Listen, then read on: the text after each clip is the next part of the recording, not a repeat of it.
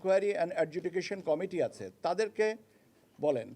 আচরণবিধি ভঙ্গের অভিযোগ নির্বাচন কমিশনে নয়, দেখবে মাঠ পর্যায়ে ইনকোয়ারি কমিটি। তারপরও পাল্টাপাল্টি অভিযোগ নিয়ে প্রায় দিনই কমিশনে আসছেন বিএনপি, জামাত, এনসিপি সহ বিভিন্ন দলের নেতারা।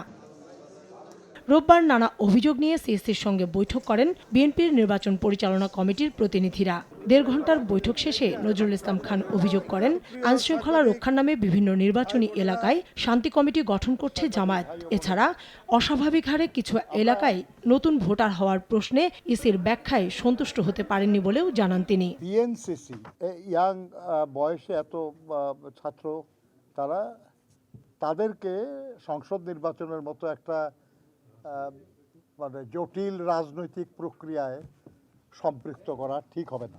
আইন শৃঙ্খলা রক্ষাকারী বলে আইনে যাদেরকে উল্লেখ আছে, তাদেরকেই নির্বাচনের কাজে রাখা উচিত। নির্বাচনী এলাকায় শান্তি শৃঙ্খলা রক্ষার নামে একটা করে শান্তি কমিটি নাকি গঠন করা হবে। 1 নম্বর তো শান্তি কমিটির শব্দটাই আমাদের কাছে খুব অপ্রিয় শব্দ।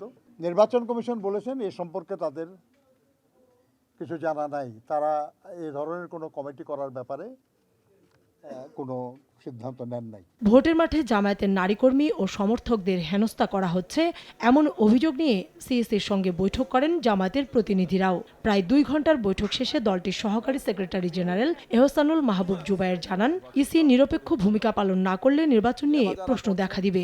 এ সময় শান্তি কমিটি গঠনের অভিযোগকে আজগুবি বলে উড়িয়ে দেন তিনি। আশা করি এখনো সময় আছে, তারা লেভেল প্লেইং ফিল্ড নিশ্চিত করার জন্য এবং একটি সুন্দর সুষ্ঠু নির্বাচনের জন্য গ্রহণযোগ্য পরিবেশটাকে এনশিওর করার জন্য তারা ভূমিকা পালন করবে। সুস্থ কোনো লোক, সুস্থ কোনো দল এই ধরনের অভিযোগ করতে পারে না। এটা হচ্ছে একদল লোক, একটা দল যদি অস্থির হয়ে যায়, জনগণের যে বিপুল সমর্থন আমাদের দিকে, পুরুষ মহিলা সবার যে সমর্থন, এগুলোতে ভীত হয়ে তারা এই সমস্ত কথাবার্তা তারা বলছে। এছাড়া আচরণবিধি ভঙ্গ নিয়ে ইসিতে অভিযোগ জমা দিয়েছে এনসিপি। রাতের অন্ধকার না দিনের বেলা। কাউসারা চৌধুরী কুমু, সময় সংবাদ, ঢাকা।